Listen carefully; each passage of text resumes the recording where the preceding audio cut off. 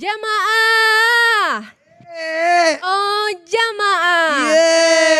Alhamdulillah. Masya Allah, masih di Islam itu Indah dan hari ini kita sedang membahas tema Ya Allah pertemukan lagi dengan Ramadan selanjutnya. Buat jamaah yang baru gabung, ayo silahkan bergabung ya. Kita mau lanjut lagi nih, mau bertanya ke Ustadz Syam. Ustadz izin bertanya. Mungkin bisa jadi ini adalah Ramadan terakhir kita Ustadz. Sahur terakhir bareng keluarga, buka puasa terakhir bareng keluarga dan teman terdekat. Bisa jadi semua itu adalah momen terakhir kita.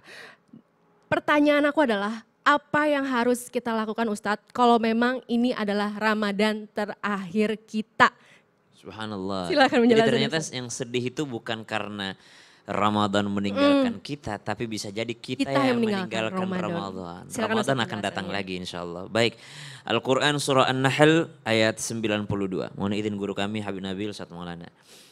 A'udzu billahi minasy syaithanir rajim. ولا تكونوا كالتي نقضت غزلها من بعد قوة أنكاثا تتخذون أيمانكم دخلا بينكم أن تكون أمة هي أربى من أمة إنما يبلوكم الله به وليبينن لكم يوم القيامة ما كنتم فيه تختلفون. Andai ini Ramadan terakhirku, maka izinkan aku ya Rabb memperbaiki amalku dan izinkan aku menjadi hamba yang istiqamah. Ayat yang barusan kami bacakan dan ayat sebelumnya mengajarkan kita agar menjaga ketakwaan itu senantiasa dalam keadaan utuh bahkan bertambah.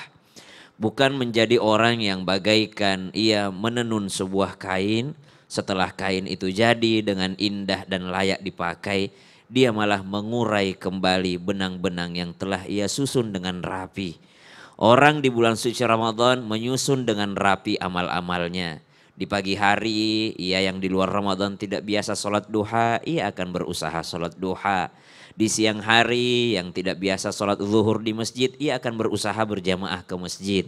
Sholat asar pun demikian, dia datang berjamaah ke masjid. Bahkan ia tidak tahu sebelumnya bahwa ada qobliyah asar. Akhirnya di bulan Ramadan ia berusaha untuk sholat sunnah sebelum sholat asar.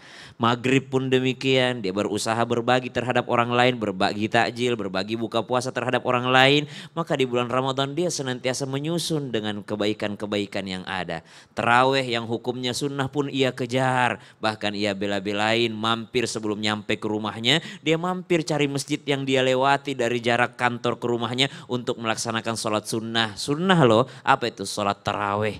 Begitu pula sholat tahajud dia usahakan, subhanallah. Kebaikan-kebaikan ia susun dengan rapi di bulan suci Ramadan. Maka andai ini Ramadan terakhirku ya Rabb, dan kau berikan aku kesempatan untuk hidup sejenak di luar bulan Ramadan ini, maka izinkan aku mempertahankan kebaikan itu. Jangan sampai aku baik di bulan Ramadan, keluar dari Ramadan aku urai kembali benang yang telah kususun dengan rapi. Di bulan Ramadan aku menyusun amalan-amalan itu dengan rapi. Di luar Ramadan jangan sampai aku menjadi orang yang melupakan kembali amalan-amalan tersebut. Maka bagaimana memanfaatkan andai ini adalah Ramadan terakhir kita, bukan hanya tentang keluarga. Ada orang sebenarnya dia tidak rindu dengan Ramadan, dia cuma rindu suasana sahurnya. Ada orang sebenarnya dia tidak rindu dengan Ramadan, dia cuma rindu ngabuburitnya. Ada orang tidak rindu dengan Ramadan, dia cuma rindu dengan suasana obor-oboran, dengan petasan, dengan sahur on the roadnya, dengan pakai knalpot racing yang pemerintah pun melarangnya. Dia cuma rindu akan hal tersebut. Dia cuma rindu akan bukbernya, foto-fotonya, video-videonya. Ini sebenarnya rindu Ramadan atau rindu suasana Ramadan. Maka menjadilah kita yang betul-betul merindukan Ramadan, bukan merindukan suasana Ramadan. Yang pertama, memanfaatkan daripada Ramadan ini dengan amal soleh dengan sebaik-baiknya, karena kita tidak tahu apakah kita masih diberikan kesempatan oleh Allah Subhanahu wa taala berjumpa lagi dengan Ramadan. Ramadan itu akan datang kembali, tapi tidak berarti ada jaminan bagi kita untuk bertemu dengannya. Yang kedua, bagaimana memanfaatkannya? Setiap kali sholat saja yang senantiasa berulang. Ulama mengajarkan kita, bayangkan itu adalah sujud terakhirmu, bayangkan itu adalah sholat terakhirmu. Apalagi bulan Ramadan, bayangkan itu adalah Ramadan terakhirmu, tidak ada jaminan engkau bisa berjumpa lagi dengan Ramadan selanjutnya. Dan kita tetap memohon, ya Rabb, panjangkan umur kami untuk bertemu Ramadan. Supaya apa? Bukan rindu suasananya, supaya saya bisa mengejar orang-orang yang jauh lebih soleh daripada saya. Karena ini saya ketinggalan, ya Rabb, izinkan saya bertemu kembali dengan Ramadan selanjutnya. Wallahu ta'ala a'lam. Masya Allah, sholatlah seakan-akan sholat itu adalah sholat terakhir kamu ya. Seperti itu Apalagi kurang lebih. Ramadan. Apalagi Ramadan, begitu ya jamaah yang di rumah. Terima kasih Amin. Ustaz Sama-sama, Beta. penjelasannya. Masya Allah. Sekarang aku mau bertanya dengan Habib Nabil. Habib, izin nih, dalam bulan Ramadan ada istilah namanya amalan penyempurna ibadah. Contohnya seperti beritikaf di masjid atau melakukan taraweh tuh, tarawehnya full gitu ya 1 bulan. Tapi begini loh Habib, mohon maaf ya, kita kan namanya manusia biasa, kadang tuh boro-boro itikaf ya, yang ada mungkin molor di rumah. Terus puasa juga mungkin biasa aja, taraweh juga bolong-bolong. Pertanyaan aku nih Bib, gimana nih biar Allah tetap cinta sama kita di akhir penutup Ramadan ini? Silakan penjelasannya Bib. Walaupun bolong-bolong tadi ya. Insyaallah. Baik, izin Ustadz Maulana dan juga Ustadz Syam. Para pemirsa yang dimuliakan Allah, anak-anakku sekalian yang saya cintai karena Allah Subhanahu wa taala. Ini kita di penghujung Ramadan tadi dikatakan oleh Bestari bahwa ada orang atau banyak orang yang tarawih bolong-bolong, puasa biasa-biasa, ya membaca Quran juga sesempatnya. Lalu bagaimana? Ada seorang sufi abad ke-2 Hijrah ya, atau abad ke-7 Masehi, namanya Ibrahim ibni Adham ya. Jadi Ibrahim bin Adham ini seorang raja dulunya, Raja Balkh di daerah Irak ya. Kemudian dia belajar Islam, lalu kemudian menjadi sufi. Dia meninggalkan kekayaannya, istananya, semuanya. Dia menjadi tukang jual kayu bakar di dekat Masjidil Haram ya, dengan telanjang kaki. Nah, ditanya sama orang, ya, kamu kenapa ninggalin kerajaan kamu dengan kendaraan mewah, dengan baju bagus, makanan enak gitu.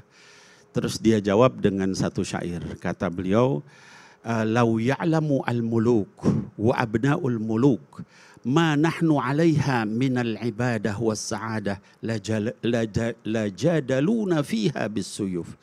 Jadi kata Ibrahim bin Adham, kalau seandainya para raja dan anak-anak raja itu mengetahui kenikmatan yang kami rasakan dalam ibadah kepada Allah, berduaan dengan Allah, niscaya mereka akan merebut apa yang kami rasakan, nikmat itu, walaupun harus berperang dengan pedang. Ya.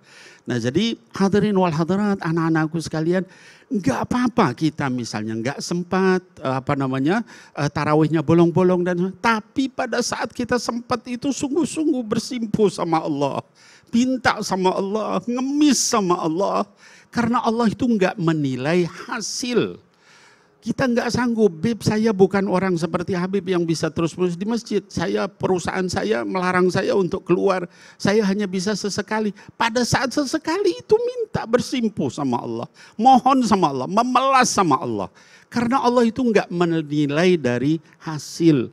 Berapa banyak orang yang banyak ibadahnya tapi dia enggak berkualitas ibadahnya. Kalau kita sempatnya cuma beberapa rakaat malam hari sebelum sahur kita bangun, lalu simpuh sama Allah, nangis sama Allah, itu Allah terima amal kita. Lain. Nah jadi hadirin wal hadirat yang dimuliakan Allah, sekali lagi tentang Ramadan itu ada beberapa ayat di dalam Quran. Yang pertama di surah At-Taghabun, kata Allah Subhanahu wa taala, "Fattaqullaha mastata'tum." Kalau kamu mau bertakwa kepada Allah itu, maka sekuat kemampuan kamu. Allah menghargai itu, ya. Allah enggak nolak dari hambanya, ya. Hamba yang mampu bahkan disebutkan dalam hadis ya, orang yang baca Quran itu ada dua macam.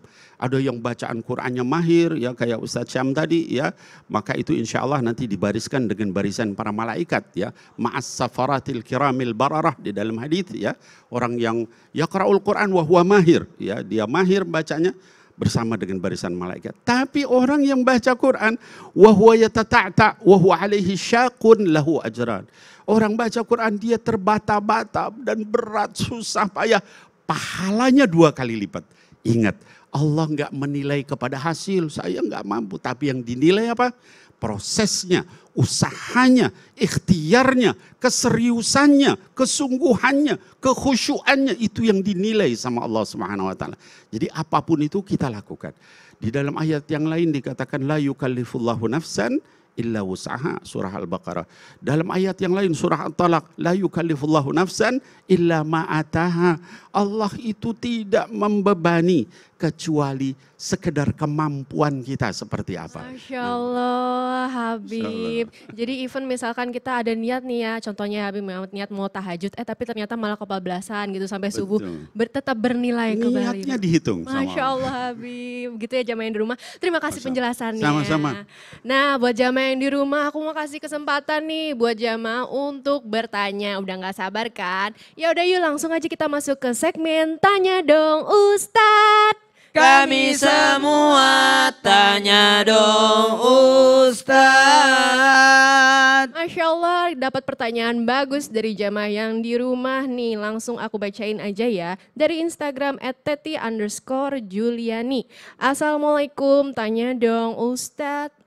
Silahkan, saya mau bertanya ke Ustadz Maulana. Ustadz, apakah ada amalan doa yang bisa kita amalkan agar bisa berjumpa lagi dengan bulan Ramadan yang selalu kita rindukan ini? Monggo Ustadz Maulana, silakan, mudah-mudahan bisa. Saya kasih tips amalan yang mudah dipraktekkan. Izin Abi, Sasam. Sahur terakhir, di sahur 29 puasa Ramadan, katakan seperti ini. Ya Allah, janganlah engkau jadikan ini adalah sahur terakhirku. Berikan aku rezeki agar aku bisa sahur di Ramadan tahun yang akan datang. Di sujud terakhirnya salat sunat tarawih. Sekali lagi. Akhirut tarawih jami'a rahimakumullah. La ilaha illallah Muhammadur Rasulullah. Pada saat terakhir, sujud terakhirnya di salat sunat tarawih. Di situ sujud berkata dalam sujud, ya Allah, jangan kau jadikan ini adalah salat tarawih terakhirku. Berikan aku rezeki agar aku bisa tarawih di tahun yang akan datang. Ingat, tarawih hanya ada di bulan Ramadan. Jadi banyak sebenarnya amalan-amalan. Sosok Nabiullah, Nabi Haider dan Nabi Ilyas. Ketika akan berpisah, beliau berpamitan sambil baca doa. Bismillahirrahmanirrahim. La yasuku khaira illallah. Bismillahirrahmanirrahim. La yasrifu su'a illallah. Bismillahirrahmanirrahim. Maka ada min ni'mati wa minallah. Bismillahirrahmanirrahim. La haula wa la quwata illa billah. Bahkan jangan berkata begini. Malam Lailatul Qadar. Nantikan sampai malam 29. Kayaknya Lailatul Qadar udah turun deh di malam 25. Udah turun nih di malam 27. Tidak, kita tetap menunggu sampai di malam takbiran kalau perlu. Masya Allah. Dan ada lagi nih. Apa tuh? Zakat fitrah juga begitu. Ya Allah, aku masih mau keluarkan zakat fitrah. Masya Allah. Jadi semua, bahkan ahli hikmah berkata begini.